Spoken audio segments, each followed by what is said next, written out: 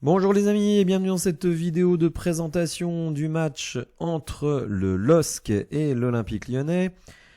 Outre ce match, on va regarder aussi quelques petits points d'actualité de l'OL, des rumeurs mercato. Et puis, on parlera également des trophées UNFP qui, on va dire, ont plutôt choqué dans l'entourage de Lyon. Avant cela, on va commencer par des remerciements. En effet, depuis hier, vous êtes officiellement 2900 abonnés à la chaîne YouTube. Donc vraiment, je tiens à vous remercier infiniment. Ça donne beaucoup d'énergie, beaucoup d'excitation que de continuer et évidemment d'espérer arriver à 3000.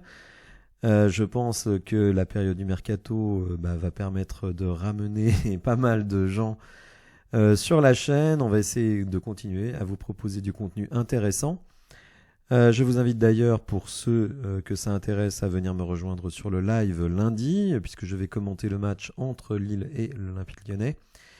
Ce qui est intéressant, c'est évidemment les commentaires, je pense, enfin du moins j'espère, mais aussi le fait pour vous, supporters, d'échanger avec moi et avec d'autres supporters pendant le match via le chat. Donc je pense que c'est une expérience assez intéressante de pouvoir partager tout ça. En tout cas, merci à vous. 2900, hein, la chaîne fête ses 2 ans, hein, donc que de progrès accomplis. Et que de perspectives devant nous. Bon, vous le constatez, ma voix n'est pas encore revenue à 100%. Depuis mon passage à Lyon et pour le match de Monaco. Mais en tout cas, ça va de mieux en mieux et lundi, je serai plein badin. Alors, les trophées UNFP qui ont fait beaucoup parler, puisque, on va dire, plusieurs catégories auraient peut-être pu voir un joueur de l'OL représenté, notamment le meilleur joueur. C'est vrai que ne pas voir Lacazette dans le top 5 de Ligue 1, ça peut quand même un petit peu choquer. Alors, qu'on y retrouve Ousmane Dembélé, Mbappé, ça se comprend. Aubameyang qui a des belles stats aussi. Les Smelou pour récompenser, on va dire, la belle saison de Brest. Mais je dois dire que si on me dit que Zegrova c'est meilleur que Lacazette, ça j'ai un peu du mal à l'encaisser. Au niveau des gardiens, on voit que Anthony Lopez ne figure pas parmi les 5 meilleurs gardiens de Ligue 1. Alors, il n'a pas toujours été parfait cette saison. Mais quand même, je trouve ça un petit peu excessif, notamment quand on voit les performances parfois de Samba, de Boulka, enfin bon bref. Au niveau des espoirs, un Lyonnais, puisque Ryan Cherki est parmi les 5 nommés. Alors je pense qu'il a peu de chances de l'avoir, dès lors que Zahir Emery, qui est un international A, est dans la liste. Donc évidemment, ce sera très difficile. Là où je pense qu'il y a vraiment de quoi s'agacer, c'est l'absence de Pierre Sage parmi les 5 coachs nommés.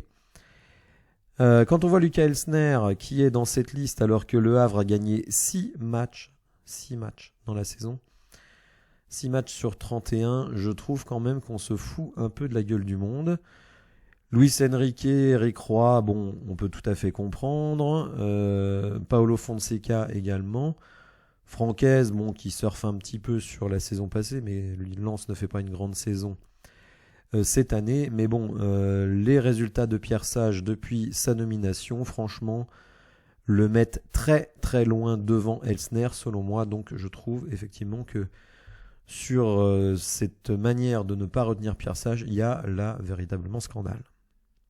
Alors avant ce match contre Lille, figurez-vous qu'on a beaucoup de joueurs qui sont sous la menace d'une suspension pour un nouveau carton jaune. Vous le savez sans doute, si vous prenez 3 cartons jaunes dans l'espace de 10 matchs, vous êtes automatiquement suspendu. Et nous avons donc beaucoup de joueurs, et des joueurs importants, qui sont dans cette situation. Alexandre Lacazette en premier, Saïd Benrahma, Anselm Etlandnice, Tagliafico, Tolisso, sont dans ce cas. Certains disent même que Lacazette devrait faire exprès de prendre un carton, notamment dans le match à Lille, pour être suspendu contre Metz. Est-ce qu'il faut faire ça ou est-ce qu'il faut jouer le jeu et puis ne pas prendre de carton tout simplement? C'est une question éternelle. Pierre Sage avait été interrogé d'ailleurs sur ce sujet Et bon, il avait un petit peu éludé la question. On n'imagine pas qu'un entraîneur dise oui, on va faire exprès de prendre des cartons pour que notre joueur soit suspendu. Je pense que ce serait pas très malin. Mais en tout cas, c'est un vrai problème parce que si vous êtes suspendu, notamment si vous prenez un carton contre Strasbourg ou contre Metz, eh bien, Clermont, pardon, vous avez le risque de tout simplement rater la finale de la Coupe de France, ce qui serait quand même assez catastrophique. Autre petite news mercato, vous le voyez, foot mercato, alors reprenant une info du Mundo Deportivo, donc qui est un journal espagnol, nous indique que l'Olympique Lyonnais et l'OGC Nice veulent obtenir le prêt de Vitor Roque, qui est un joueur brésilien.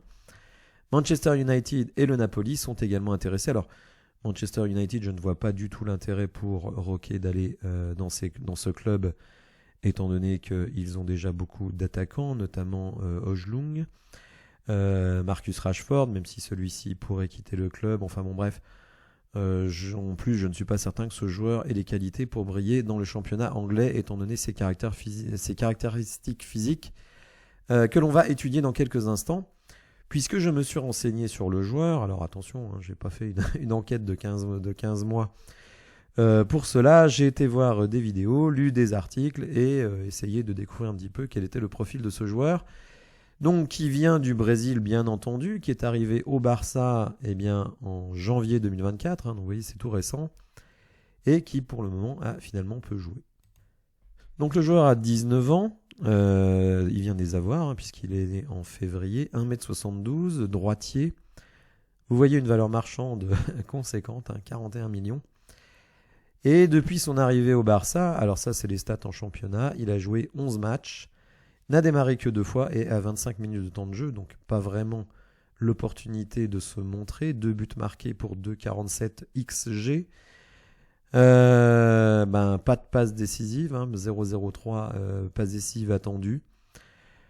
Joueur plutôt propre, puisque précision par match 73, 70% dans le camp adverse, donc ça c'est pas mal du tout. Et puis, dans les duels, on se doute bien qu'avec 1m72, c'est compliqué. 37%, c'est pas énorme. Et pourtant, quand on va voir des vidéos du joueur, on se rend compte que c'est un joueur qui, malgré sa petite taille, est extrêmement puissant. Il me fait penser un petit peu en morphologie physique à Memphis Depay. D'ailleurs, sur certaines célébrations, il refait le geste de Memphis avec les doigts dans les oreilles. Joueur donc extrêmement puissant, extrêmement rapide, un provocateur, alors peut-être pas dans le comportement, mais balle au pied, c'est quelqu'un qui aime bien dribbler l'adversaire, faire des différences. De ce point de vue-là, il est très nuamesque comme Ernest Nuama. Il joue sur tous les postes d'attaque, que ce soit ailier droit, ailier gauche et numéro 9. On va d'ailleurs regarder ses stats au Brésil, qui étaient des très très bonnes stats. Faut savoir qu'évidemment, si le Barça a mis 40 millions pour l'acquérir, c'est qu'il croit beaucoup en lui. Donc vous voyez, sa zone de chaleur, c'est vraiment partout sur le front de l'attaque. Dans le Brasileiro, il a joué 25 matchs, 19 fois titulaire, 12 buts. Pour un joueur qui n'est pas tout le temps titulaire, c'est quand même très très bien, mais 12 buts avec 9 XG, donc en surperformance, ce qui veut dire que c'est quand même un joueur assez adroit. Il a fait 3 passes D la saison passée.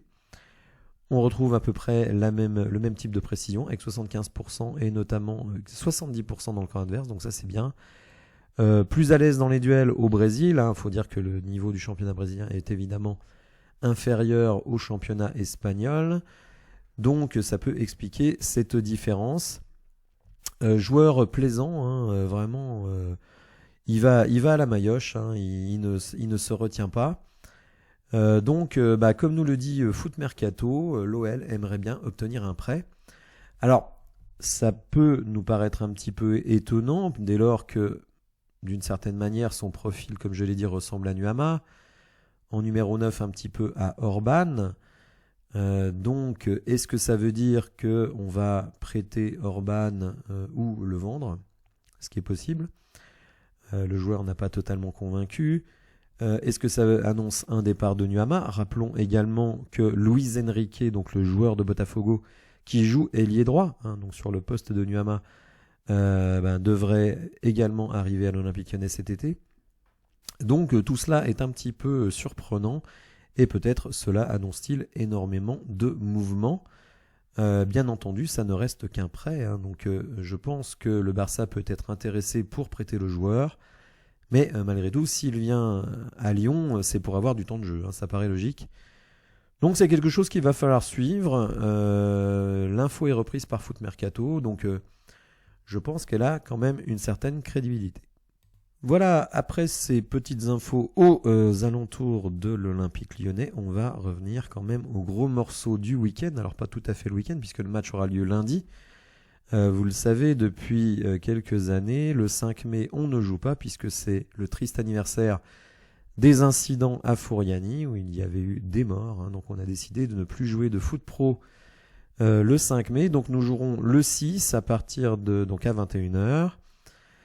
Un gros match, hein, vraiment. Vous le savez, avant nos 4 matchs face aux 4 premiers du championnat, on disait qu'on avait 4 cols à gravir. Finalement, on a été bon sur 2 de ces 4 cols, puisqu'on a battu Brest et on a battu Monaco le week-end dernier. On s'est certes pris un crash à Paris, mais bon, je pense que on n'était pas nombreux à penser qu'on allait ramener 3 voire 1 point de Paris, et donc le LOSC, qui est une des bonnes équipes du championnat, mais qui n'est pas non plus une équipe totalement inaccessible. Et d'ailleurs, on va essayer d'étudier un petit peu son état de forme, ses forces et ses faiblesses, et voir que, à mon sens, eh bien, on peut tout à fait s'imposer là-bas. Vous n'hésiterez pas, évidemment, à me dire dans les commentaires ce que vous pensez de ma petite démonstration. Alors déjà, l'état de forme du moment, bon, certes, on le voit ici, il y a quand même des victoires, mais il y a aussi des contre-performances. On notera par exemple que à Metz, alors victoire 2-1 de Lille, mais quand on regarde les statistiques, on se rend compte bien que Metz a eu plus d'expected goals, 0,97 contre 0,63 seulement pour Lille, seulement 4 tirs cadrés. Donc avec un 2-1 quand même, ils s'en sortent, je trouve, assez bien. Avant cela, défaite à Monaco, 1-0. Et si on regarde là aussi les stats, 1,75 XG pour Monaco, 0,99 pour Lille. Donc je dirais à nouveau pas exceptionnel en termes de production offensive, 4 tirs cadrés. Avant cela, victoire étriquée à domicile face à Strasbourg, 1-0. Donc là aussi, c'est pas non plus la folie. Et au niveau des stats, vous le voyez, 0,90 XG pour Lille, 2 petits tirs cadrés, alors que Strasbourg a eu 1,06. Donc vous voyez, c'est pas des prestations absolument dingos. Si on remonte encore un petit peu sur les résultats récents, réception d'Aston Villa, club de Première Ligue, donc en Conference League, 2-2. Mais on considérera qu'en Conference League, Aston Villa n'a pas un rendement extraordinaire, puisqu'ils ont été battus à domicile hier par l'Olympiakos, 4-2. Donc bon, faire match nul à domicile face à Aston Villa, est-ce que c'est vraiment... Alors non, pardon, je crois qu'ils ont gagné 2-1 et 2-2 en fait. Bon, peu importe, j'avoue que j'ai un doute tout à coup sur le résultat, mais ce que je veux dire par là, c'est que c'est pas une performance exceptionnelle. Ce qui n'est pas exceptionnel non plus, c'est l'effectif de Lille, puisque on a des joueurs majeurs comme Jonathan David, qui est un peu un spécialiste des performances irrégulières, parfois bon, vous le voyez dans ses notes, 7,3, 7,4 contre Strasbourg, mais parfois très très médiocre, comme à Monaco, comme justement dans la double confrontation face à Aston Villa. Un joueur qui marque quand même beaucoup de buts sur penalty, il faut quand même le dire. Youssouf Yazici, qui est parfois titulaire, parfois remplaçant, vous le voyez, d'un rendement très erratique, beaucoup de notes en dessous de 7. Même s'il sort d'une grande prestation face à Metz, mais bon, Metz c'est quand même le bas de tableau. Zegrova, qui est un petit peu la star de l'équipe, un peu le joueur flashy, puisqu'on l'a vu lui aussi dans les trophées UNFP. Alors pas mal ces derniers temps, mais aussi parfois passe complètement à côté. Vous le voyez dans ses notes, et si on regarde ses statistiques sur l'ensemble de la saison, le mec est quand même à 5 buts, 5 passes. C'est pas non plus la folie de dingue. La saison passée, 3 buts, 4 passes. Bon, c'est pas non plus exceptionnel. Donc moi, je ne suis pas hyper impressionné par cette équipe de Lille. C'est une équipe qui joue essentiellement en 4-2-3-1. Tous ses derniers matchs, elle les a joués en 4-2-3-1. En défense, ça tient globalement la route, même si là aussi on n'a pas des stars mondiales, même si Yoro est très apprécié sur le marché. Benjamin André, qui est le capitaine de l'équipe, lui sera absent contre nous, touché à la cuisse.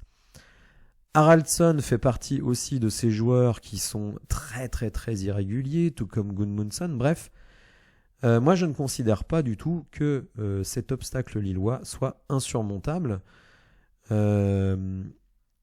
Les performances et notamment notre prestation face à Monaco, où on donne quand même des buts gratuits, me laisse à penser que notre attaque peut tout à fait déstabiliser cette équipe. Alors évidemment, cette vidéo va peut-être mal vieillir si on prend 3-0 la semaine prochaine, mais on va dire que si on regarde les prestations récentes de l'OL face à Lille, on n'a pas vraiment à rougir. Déjà, cette équipe de Lille, on l'a jouée il y a très peu de temps, puisque c'était il y a 3 mois en Coupe de France, et on s'est imposé 2-1, sans qu'il y ait rien à dire. Le 2-0 à domicile, on va dire, c'était vraiment dans la période noire de l'Olympique Lyonnais. Dernier match de Fabio Grosso, qui avait été remercié, si on peut dire, après ce match.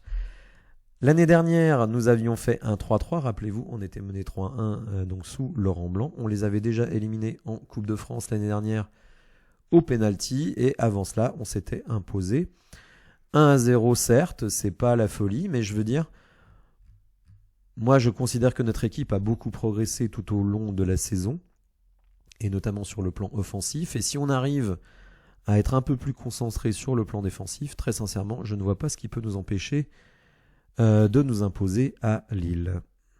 Une victoire, évidemment, nous mettrait en très très bonne situation, puisque nous sommes à égalité de points avec l'Olympique de Marseille, qui ne jouera pas ce week-end puisque son match a été décalé pour favoriser la Coupe d'Europe.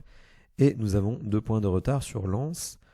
Lens qui reçoit Lorient. Lorient qui est en très très grande difficulté puisque avant-dernier du championnat est sur une série assez noire. Donc ça va être difficile quand même d'aller chercher Lens. Mais Marseille recevra